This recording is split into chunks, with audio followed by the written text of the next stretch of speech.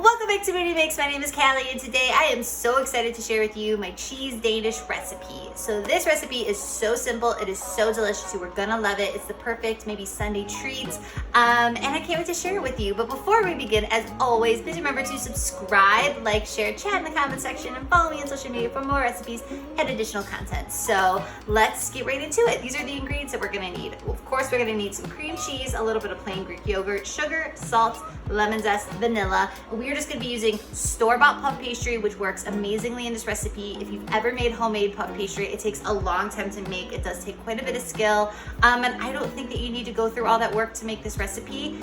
And store-bought puff pastry just works really, really well for many different recipes. So that is what we're using today. And keep in mind, I love making things homemade. I make almost everything homemade, and I think this is one of those times where you don't need to put in all the work to do it homemade. So trust me on that one. So let's get right into it. All we're gonna do is combine all of these ingredients together and give them a stir to combine. So my vanilla just went in, some salt, always salt in desserts, lemon zest. I'm just gonna use my spatula and go ahead and give this a mix.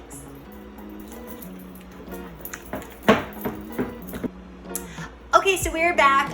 As you can see, I added a few more ingredients, and what I have here is the star of the show, which is the puff pastry that I have just thawed to your package's instructions, or I find that thawing it in the refrigerator a few hours before you're ready to use it does a good job. Here, I obviously have my filling. I have an egg wash, which is just one egg with about a teaspoon or just a little splash of water or milk, and I have some additional flour. And underneath this puff pastry, I have kind of pretty generously floured my work surface. So first things first, we're going to roll out the puff pastry just a little bit more on all sides. I mean, do not need to measure this or anything like that. I'm just going to flour this some so nothing sticks. And here I have my rolling pin. And so just on every side, I'm gonna just roll it out a touch more.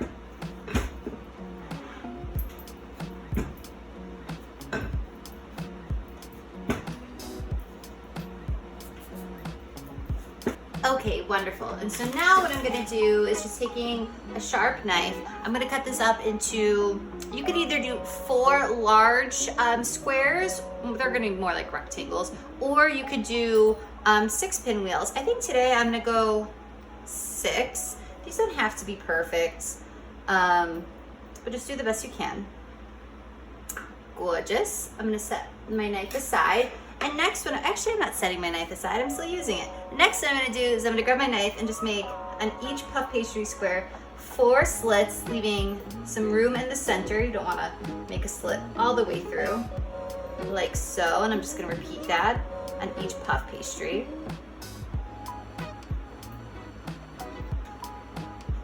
Wonderful. So next what I'm gonna do is I'm gonna grab my egg wash and just a little pastry brush. You can use your finger if you don't have one. And I'm just gonna, whoopsies. I'm just gonna put some egg wash along each side of the puff pastry squares, and I will explain why when we get to it. It'll make sense in a minute. All right, so I'm gonna set this egg wash aside for now. Don't get rid of it because we are gonna use it in a little bit. And so now I'm gonna take a pretty large dollop of the cream cheese mixture, and I'm just gonna add it to the center of one of the puff pastries, just working in one at a time. And the shape that we're gonna make is a pinwheel shape. I think this is really, really beautiful, and it's also really, really simple. So this is how you do it. You're gonna take one corner of one flap, and then you're gonna take the opposite corner of another flap and just press them together like so. And the egg wash is gonna help the pieces of puff pastry stick together. So it's that simple. Now we're just going to repeat that same thing for the other side. So press those flaps down, and then just kind of do your best to combine all of the flaps. You know, it's kind of hard with the cream cheese in the center, so just kind of press it however you can. Wonderful. And then all we're gonna do is place the pinwheel onto a baking sheet lined with parchment paper, as you can see. Just kind of carefully move it over. And that's it. So I'm gonna continue making these pinwheels, and then I will explain the next step.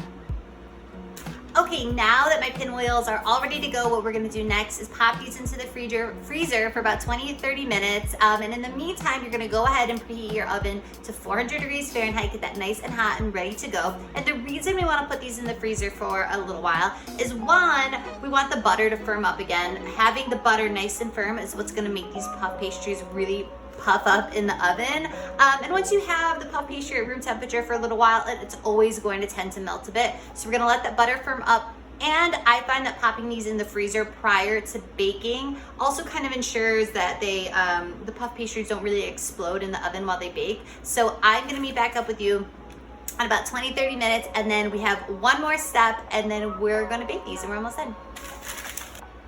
Okay, so welcome back.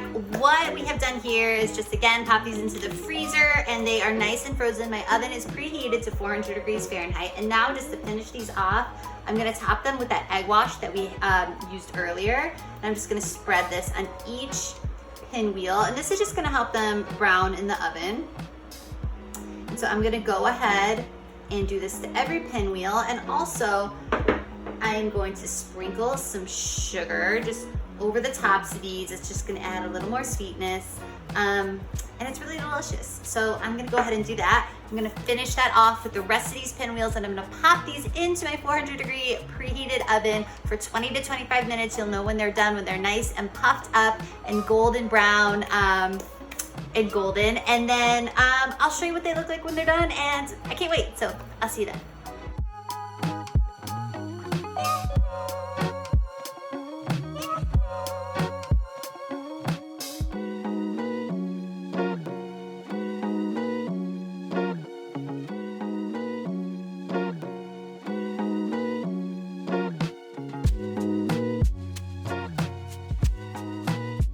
Okay, so we're back. I hope you're able to see just how flaky and puffy and amazing these cheese danishes turned out. They're absolutely out of this world. The texture is just next level, and I promise you they are better than anything you are going to buy at the grocery store. They are bakery level cheese danishes, I promise you that. And I have plenty of other Danish recipes to come in the future, so be sure to subscribe so you're notified when those recipes drop. And as always, for the full written recipe and instructions, head to my blog, moonymakes.com. I'll put the link in the description box below. Click on the link, the recipe will pop right up, and make this cheese Danish recipe. I promise you won't regret it. And let me know what you think, because I would love to hear from you. I'll see you next time. Thank you so much. Bye-bye.